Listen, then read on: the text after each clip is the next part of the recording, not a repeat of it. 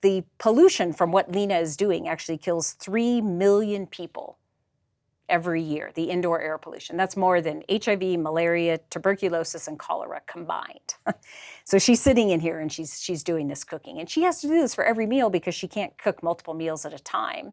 We are trying to reduce the barriers for families to make the shift away from cooking with firewood or charcoal or dung or anything else that burns to cooking with gas.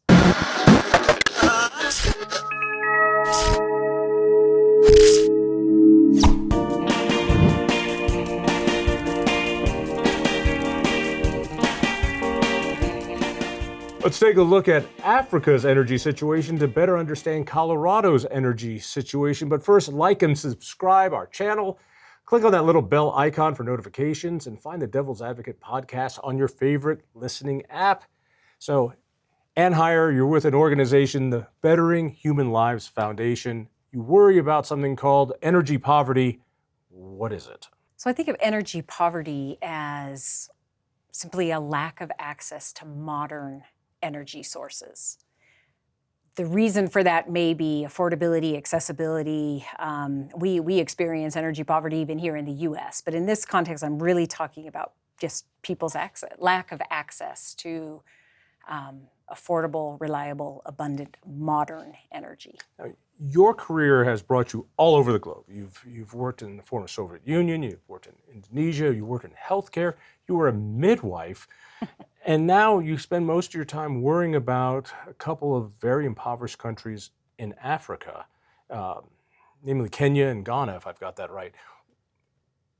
When you say energy poverty, put a story to that. How do people get their energy? I mean, they go to the gas station, they fill up their cars, they turn on the light switches, and they live their lives. Probably not that different than what we do here.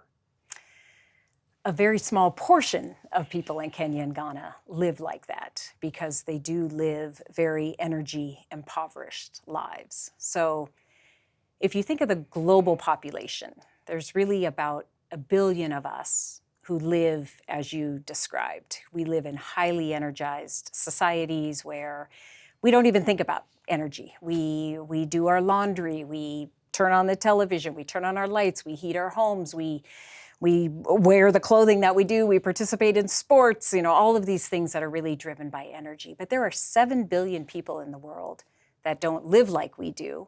And of those, there are still 2.1 billion people in the world who have such a lack of access to energy that they are still cooking every single meal, every single day, using firewood, having to light a fire and cook over a fire.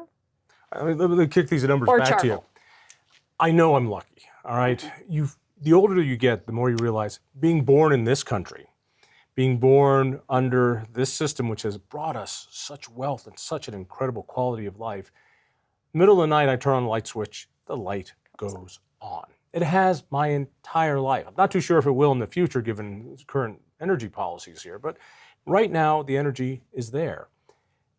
I'm 1/8 of the population of the planet that has that privilege, that luxury, because we've built these systems. Out of the remaining 7 billion people, over 2 billion of them don't even have intermittent electricity or gas or heat. They're actually cooking on firewood every day. Every day. Yep. Every day, every single meal. Some of them do have access to electricity. You'll actually, even in the rural areas. So in places like Kenya and Ghana, they've reached about 80% electrification. But sadly, people think, oh, they have electricity, but it's really enough electricity for maybe a light and to charge their cell phones. But it's not enough electricity. None of their homes have any appliances or anything that saves us time, frees up our time. Appliances like a refrigerator, appliances like a coffee maker, a hairdryer, or a stove for cooking. They don't have enough electricity for any of that. Understand how much energy it takes to heat something. It's why natural gas is how we heat most of our homes, heat hot water. It's much more efficient.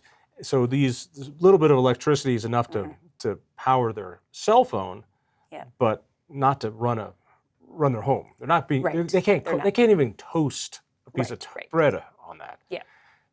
Out of So it's curiosity, just what does that look like when Mhm. if a family in Kenya is cooking every single meal with firewood? What does that look like? I mean, does a guy come with a whole bunch of lumber and dumps it down, and they've got an old-fashioned Franklin stove that they put it in, and it's got the chimney, and it goes up and everything? What does it look like? Yeah. So I wish I had some photos here because I was actually just in Kenya in February and took some really just this wonderful. We had this great opportunity to spend several hours with multiple families because we wanted to be able to show exactly what you're asking because I think it is so hard to comprehend what that really looks like. So in this case, there was a family. The head of the household was a woman named Lena. She's 65 years old, and she was, so we spent about 3 or so hours with her family. And she lived in the tea growing area of Kenya, and they had a tea farm. They actually have a commodity that they can sell. They had a light bulb in the house, and I didn't actually see a cell phone, but I suspect that they would have been able to charge their cell phone. You say a light bulb, do you mean a light bulb? A light bulb, You're not yes. talking about several lights. You're not talking about a it was chandelier. it was You're not actually talking a about single lamps. light bulb. It's Yeah. just a bulb hanging Yes. down from a wire. Yeah, or it wasn't hanging down low, but it was it was up there attached to the wall. But yeah, it was a light bulb, which already would have been life-changing for them in terms of school, the kids being able to study and things like that. So anyway, so Lena, what she has to do is she's waking up at about 4 a.m. In order to get a meal prepared for her kids so that they can go off to school. Her kids actually were now grown, but her grandkids, but this is what she would have done and what she's still doing for her grandchildren. So getting up very early in the morning, taking wood that they collected the day before, and I'll describe that process. She's having to go into the spot where they cook. She's having to break all the twigs, spend the time lighting the fire, and as she's doing that, as she's lighting that fire, you're starting to have the smoke, which is filling this room. It was a fairly small room. It wasn't directly attached to the house, but it was right next door to the house. Well, there's no chimney in this cooking area. Instead, the smoke is going out through the between the roof and the wall. The smoke starts to go out there. But So the whole room is the chimney. The whole room is the chimney. And she is sitting in this room not only to just prepare this meal for breakfast, but every meal. So she's spending multiple hours, either she or her daughter, who had, one of her daughters, and they had kids, and the kids would have been there. I saw it, the kids on her back. So they're sitting in there in this air pollution it's impossible to stay in there for more than a few minutes. Yeah, your eyes are burning, your throat is burning. It's just, it's unbelievable. And she's there with an infant. Yes. Waiting for the fire to get going. Waiting for the fire to get going and then cooking over this fire.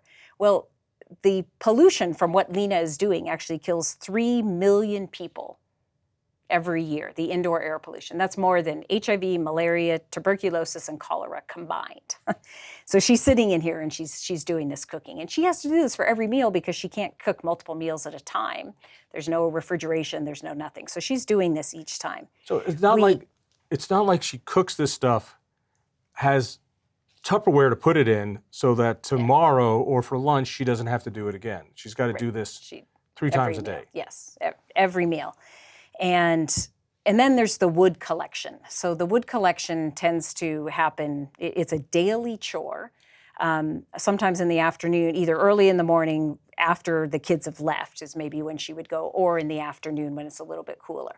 So she's actually going, in this case, she didn't have to go very far because there was wooded area near her tea farm. But the other families we visited, women are going like 6 kilometers each way just to find 3.5, 4 miles. Yes, 3.5, 4 miles. So it's taking them multiple hours. Yeah, an hour there, an hour back. So they got to drive 3.5 miles. Walk. They have to They're walking. walk. Yes. They don't even have a bicycle. Yeah, no. And they can only bring how much they can carry back. Yes, which is why this is a daily chore. So, so we observed Lena and her 2 daughters, and then another family as well, collecting firewood.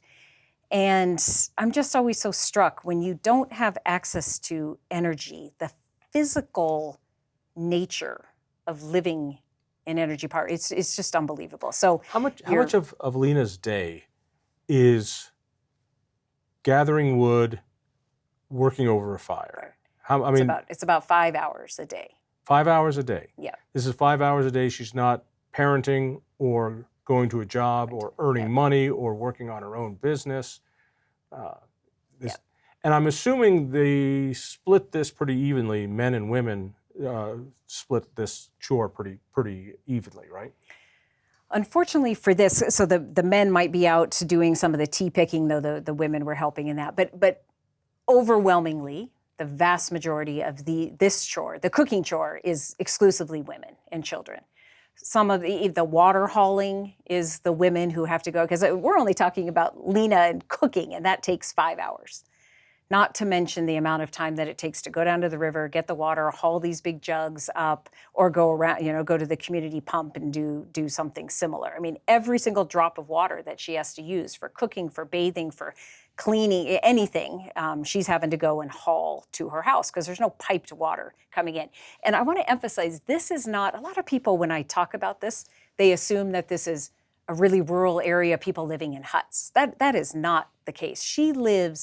We drove about 20 minutes from the city of Kericho, which is 1 million population. So she's just a few miles from a big city like that. Even in the city, the capital city of Nairobi in Kenya, the capital city of Accra in Ghana, half of the population is still cooking this way. Again, they may have some electricity, but they're still using, in apartments, they're still cooking over a charcoal grill. I mean, it's just, it's quite mind-boggling. What's hard to get my brain around is I know how fortunate we are, but I also know how much we, particularly in Colorado, care about the environment. And that I remember Ronald Reagan getting hassled when he was president, just to show you how old I am, when he said, there are more trees today in America than when the country was founded. And everybody laughed until people said, yeah, he's right, because we needed to cut down all the trees to build our homes and to cook and to heat the home. So it was always cutting down trees. And we weren't replanting any, so it was a problem. So I think about the smoke. I think about the environmental hazards on a micro level, that you're raising your infants in a fire, terrible, in a fire pit. Yep. And then I think about what it does for the area and the ozone or the environment or greenhouse emissions compared to having a simple gas line run to turn on that thing and let them live their lives. We are so lucky here. We take it for we take it absolutely take it for granted. Yeah. And it's very understandable. I had even worked in these types of settings in Southeast Asia and South Asia, former Soviet Republic. It really wasn't until I got to Africa that even I fully appreciated this. I think because many countries in sub-Saharan Africa are definitely at a different level of development than what you see in Asia and Southeast Asia. But even in the capital city. And so the fact that people don't recognize how our access to energy betters our lives, improves our lives, lets us live the high quality of life that we live. And a cleaner life, that our environment is so much cleaner and the air is so much cleaner because of that. And 1/4 of all people on the globe are living like Lena. Yep. All right, so here comes Ann, and she's got this great foundation, Bettering Human Lives Foundation, and she comes in, and I'm assuming you just shower them with money, and with that money they just buy solar panels, and everything's perfect with them. What do you do? What are we actually doing? So what we are doing is we are trying to reduce the barriers for families to make the shift away from cooking with firewood or charcoal or dung or anything else that burns to cooking with gas, which is many in the US, here in Colorado, everybody thinks of it as propane. So what we are doing, there is no, I mean, the outlook for ever having piped natural gas is, it's So decades and in our decades away homes, from in that. this building, Yep. we have natural gas. It's piped That in piped through in. utilities. There's a meter. We pay for it. That's not happening there. No. So And it won't for decades and decades. is it more fair to say that I've got a barbecue and it's got this cylinder, this thing, and I bring it over, I get it filled up with propane, and I bring it back and I barbecue. Mm-hmm. Is that what you're hoping they do? Yep.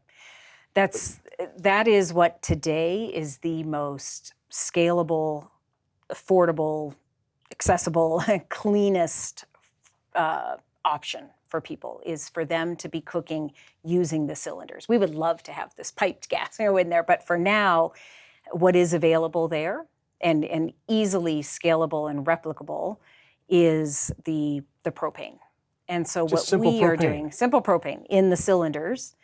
So what we are supporting is we are providing low interest loans. We're not giving any grants. We're taking purely a market approach, working with private sector entities exclusively, identifying the propane sellers, basically, who are today maybe only operating in the urban setting because that's where the LPG is, and providing LPG them being the liquid propane gas, liquid right? petroleum gas, yes, or propane.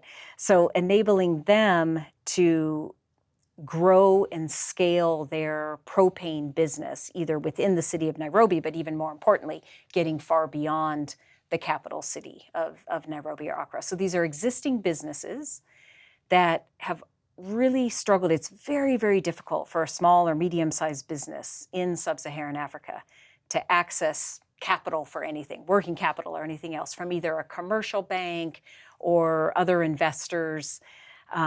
If they can somehow manage to navigate the regulatory and the bureaucratic process to actually secure a loan, the interest rates range anywhere from about 20% on up to about 35% You're for a kidding me. small business. So unless a business has a track record of 5 to 7 years and wants $1 million, if they're looking for $25,000, $50,000, $100,000, it's just impossible for them. And so let me see if I'm hearing you right. So not only are you promoting the scourge of fossil fuels, but you're also loan sharking to these underprivileged people. Do I have that right? This is the whole You have that model. exactly right. And you think people are living better lives with this. So you're pushing. Let's go through this, because I think of helping people in foreign countries. We give a lot of foreign aid. We give to, and they come and why not just give them propane canisters? Why not just give them stoves, propane stoves? And you could probably, before all the tariffs, you probably could have bought millions of them pretty cheaply from China, shipped them over, and just parachuted them in there, and that would have been fine. And that has been the approach that some people have given or have undertaken, has been to give out better, more efficient burning firewood and charcoal stoves, free stoves everywhere. We were very. Are there better, more efficient stoves? There are for charcoal and firewood. A lot of the investment so far that's gone in to try to tackle this huge energy challenge of people not having access to clean burning cooking fuels has been to still stick with firewood and charcoal, but make the stove you get a wood stove. less Here in smoke. Colorado, you say wood stove. You're thinking about a beautiful glass front, and you put the wood in, and it burns the smoke. And I think they used to call them phase 3 fireplaces, and you can use them on no burn days. And how pretty, and it's very warm. So we just need to give them those, $4,000 to $10,000 stoves, and then inside their homes will roast. But why not do that instead of giving them propane stoves? Yeah, so we were very deliberate in this decision because we want to be supporting. In our minds, the the way development is going to succeed is not through grants and free stuff. It's empowering the private sector and the private entrepreneurs to be able to grow and scale their businesses. The more these entrepreneurs, if we can bring them, so let me give an example. So the first loan we gave a year ago was to a company in Ghana, Henos Energy. They started in 2022. When we met him a year ago, he had about 1,500 cylinders in circulation through the cylinder cages like we see at Circle K or Home Depot or whatever. You're talking about propane cylinder. Canisters. Yep. I bring the old one, empty in, and then I pull out swap a full. it out. Right. Okay. Yep. Swap it out. So the government in Ghana is all in on this cylinder recirculation model for safety purposes. They don't want people going and refilling somewhere. They consider those kind of illegal refillers. There's no regulation, no safety checks, anything. So they want people to go to these dedicated cages and swap them out. So Henos at the time when I met them, they had 15 cages. They asked us for a loan. 15 cages? They had 15 around the city. Right, that's what I see in front of King Soopers. Exactly. Swap it, right, okay. And they had about 1,500 cylinders. They asked us for a loan, $46,000, to take them from 15 cages to 40. They wanted to build another 25. So they did that. And today, when I was just in Ghana a few weeks ago, today with some of the proceeds from that, the adding in those extra cages, which enabled them to buy additional cylinders, they are up to now monthly exchanging, not instead of 1,500 in just a year's time, now they're exchanging about 5,000 cylinders. And they themselves have moved from having 40 of those cages to having 86. So they're getting what they're doing in this case, this is really addressing the big accessibility barrier for propane.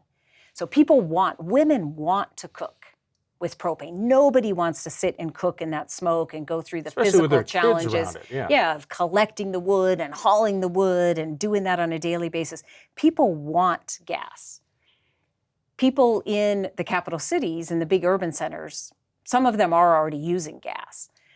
But the accessibility and affordability are the two barriers that are preventing wide-scale uptake. So accessibility in that it's very easy to send to go, it's not easy, but to go and get firewood or to send your child around the corner for... You just go walk for 5 hours and you come back with wood. Yeah, but women's time is meaning, it doesn't have any value in many of these places.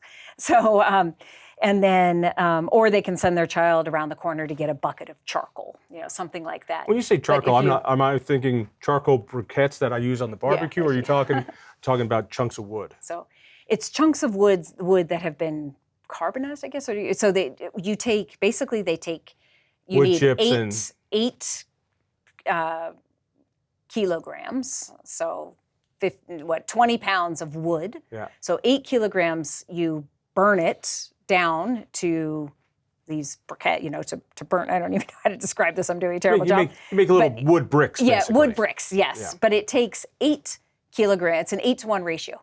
8 tons of wood would give you 1 ton of charcoal. Wow. Yeah.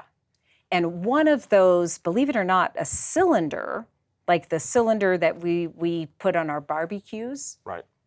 That is a 10-to-1 ratio with propane. So one of those cylinders, let's say it's 20 pounds of propane, would be 200 pounds of wood that you would have to burn for the same energy that you get from that propane cylinder. I went to a government school, so pardon my math. Let's see if I've got this right. So think of your barbecue propane cylinder, that tank, and in order to have the same cooking power, you would need 200 pounds of wood that woman or the little kids would have to walk for hours to scavenge, and then break by hand and put into a stove.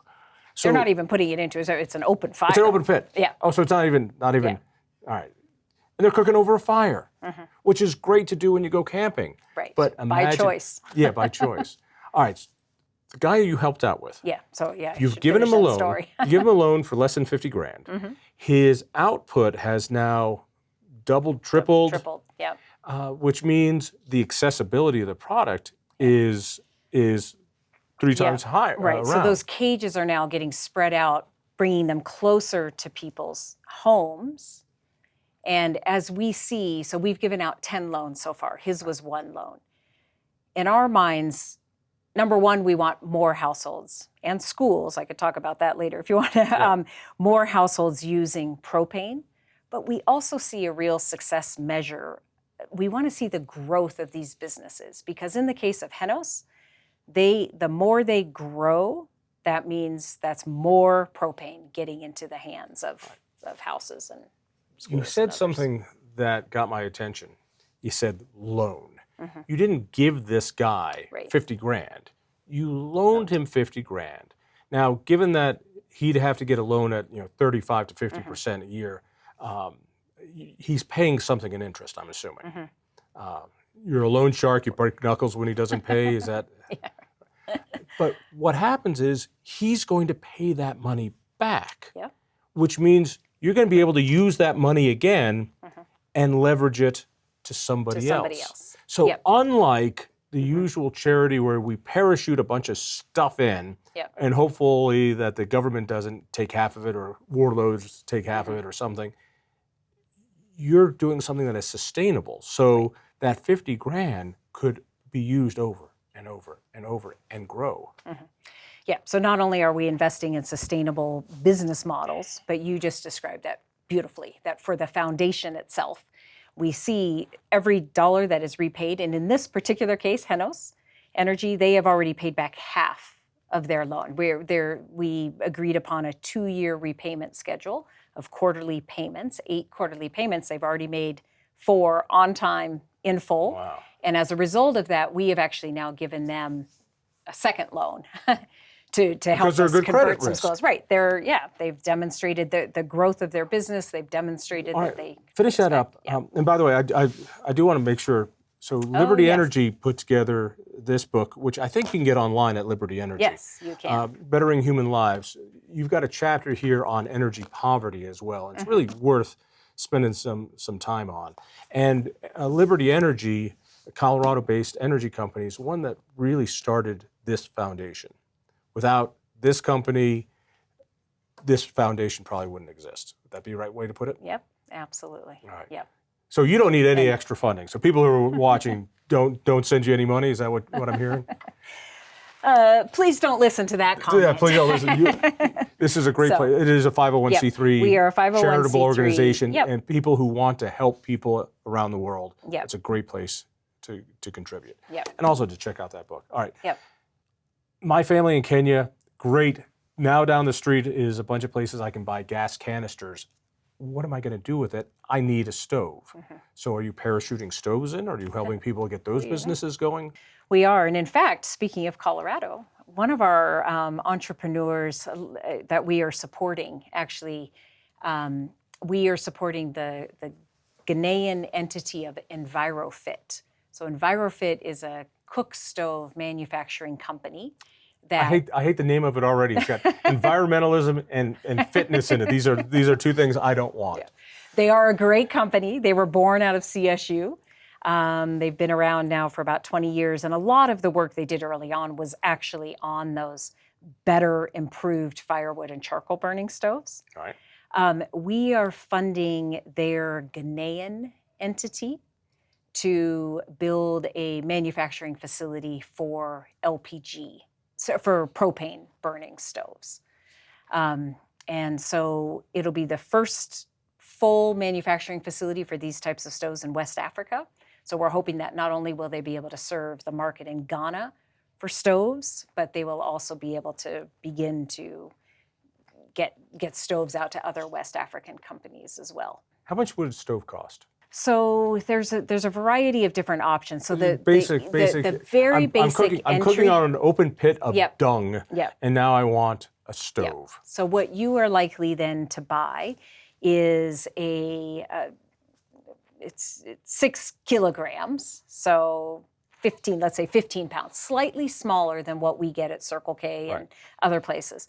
A 6 kilogram cylinder of propane with a grill on top that has the burner and a regulator. It actually sits on top of the cylinder. It's not that different than a camping stove, but it's a little bit bigger. Bigger and heftier. And that is about $35.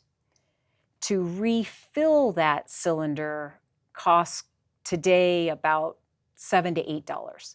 So as I mentioned before, there are people are already paying for charcoal, for instance. People can afford, like Lena with her tea leaf business, she could actually afford the refills. But for her to come up with $35, $40 to buy that very first cylinder and the grill and the stove is unaffordable for her. As families move up, as they they'll start cooking with propane. For some of their meals, they might still use charcoal or firewood, just as we do. We use a microwave, an air fryer, different things. As families begin to cook 100% of their meals, they tend to have a larger cylinder, which would be a 13 or 14 kg, so actually bigger than our propane tanks from the Blue Rhino or whatever. Right. And then those would be attached to a 2-burner stove. And in that case, those stoves, if I recall correctly, we're not doing much with those stoves at the moment. Those would be that cylinder is going to be bigger. It's going to be maybe more like $50, and then the stove is about $40. Is this something similar to, I need a home, I need a starter home. That family that's in a house is now buying a bigger house, and I can buy theirs used. I need a car, and I can't afford a new car, but I might be able to afford a used car. So is there a market of that going on? So it's interesting that you say that. The first thing that jumps to mind was another family that we visited, also in this tea growing area. And they were already using propane, which surprised us. Like, wait, they're so far away. Why do they have a propane cylinder? And it turned out that this woman's daughter was in university. And as a university student in the dorm, she had easier access to propane. So she was using, in her dorm room on the balcony, she was using a propane cylinder instead of charcoal. And when that daughter graduated and got a job, she gifted her mom the propane cylinder. And for her mom, this was a total life changer. As you can imagine, for Lena, having propane in her house where all you have to do is, turn a switch, and instead of spending an hour and a half to make breakfast, suddenly it's 10 minutes, or for a cup of tea or a cup of coffee. The incredible time savings and the smoke and all of that, it was awesome. How much does it improve a family's life? I mean, how much? So you're talking about 5 hours just to get the wood and to cook the meals, not to mention everything else. Yeah, that's 5 hours. That's 35 hours a week.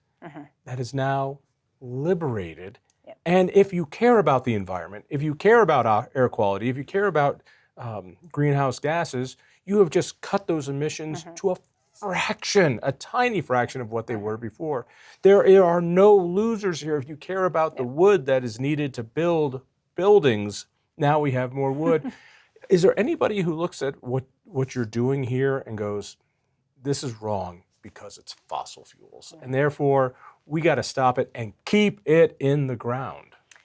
Yeah, that has been a common narrative, I would say, up until probably the past year or so, where there is growing support because of what you just said. People are finally recognizing that this is the solution, and if there's going to be any progress in this in cooking, which again addresses, it's so much more than cooking. It's the health benefits, the time benefits, if you care about women and girls, and the incredible environmental benefits, not just the deforestation, but the emissions. So the International Energy Agency, the IEA, when I was at a meeting in November, I heard them say that the emissions from cooking globally exceed the emissions of all shipping and all airline transportation combined. So time out. Yeah. Time out. So I hear, Greta Thunberg going, we got to stop these airplanes. We got to take a sailboat. No, we got to stop all trade. We got to stop all this. You're telling me that if all we did Let's focus on this. was to take the billions of people who are still burning dung and burning wood and switch them over to natural gas, propane, a fossil fuel, we would wipe out, it would be like ending every boat ride, every freight train, every cargo ship, every airplane. It would wipe out their carbon footprint like that. Yep. And all we have to do is help these people free themselves and have a better life. Yep. All right. And they can only do that by having more affordable, more accessible propane. And that's what we're focusing on. So bringing it back to Colorado, this is why I get so angry at people who are going, no, we're going to make it harder to have energy in Colorado when this is the energy that we could ship anyplace else and free these people. And so that we can have this tiny little bit of improvement in our air quality, almost immeasurable amount of improvement when we go to zero emissions here. And that money that it's going to cost, and it's going to break the state, it's going to break the country. We cannot afford it. It's not enough renewable there. Instead of doing that, we could get much better environmental benefits. We could get rid of all that greenhouse emissions from everything that moves, all the cargo, all the planes, all the boats, all the trains, and help women not be subservient to walking around carrying wood for 5 hours a day. Yep. Who the hell says this is the right way to do it? What's the connection between Colorado policy and this?